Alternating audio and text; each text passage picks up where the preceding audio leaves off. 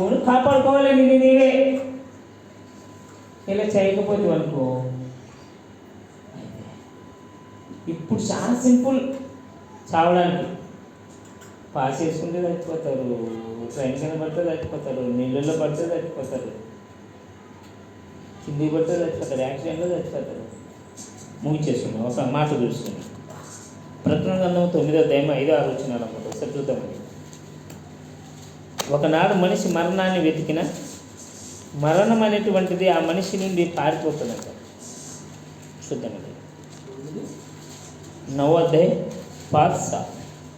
त्याने जीवे मारण्याचे त्यांच्याकडे सोपविले नव्हते, तर फक्त 5 महिने पिढ्या देण्याचे सोपविले होते.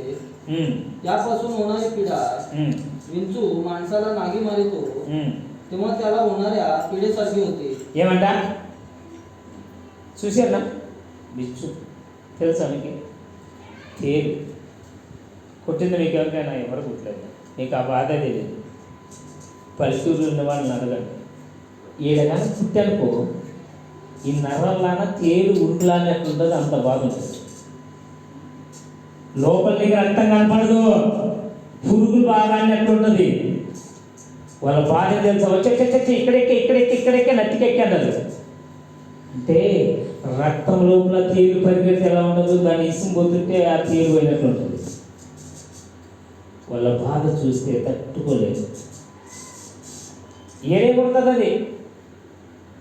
అది ఏడుంటుంది? నరాల్లో ఇలా పాకుతుంటుంది. చావడం మీద కానీ తేలు కుట్టడం ముందంటారు. నాకు మస్తుసార్లు ఉంటుంది కానీ నాకు ఎక్కదు. తేలు అంటేనే పాము కన్నా భయపడరేమో. పాము కుడితే కుట్టిన కాడ నట్టు ఉండదు, ఇసమెక్కుతుంది, అది మొప్పుగా ఉంటుంది. అంటే తేలు కుట్టిందా అయిపోవాలి. తేలు ఎలాగైతే పారాడుతుందో రక్తంలో ఉన్న నరాల్లో ఉన్నటువంటి రక్తం అలా పారాడుతుంటుంది. పురుగులు పారాడినట్టు ఎట్లుంటుందో చెప్పండి. పైన సేవలు పోతేనే మనకు ఉండబుద్ధి కాదు.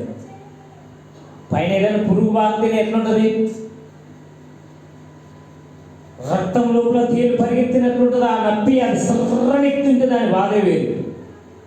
ఈయన అంటున్నాడు, అది మిడత కొడితే తేలు కుట్టినప్పుడు ఎంత నప్పి ఉంటుందో అంత నప్పి ఉంటుంది.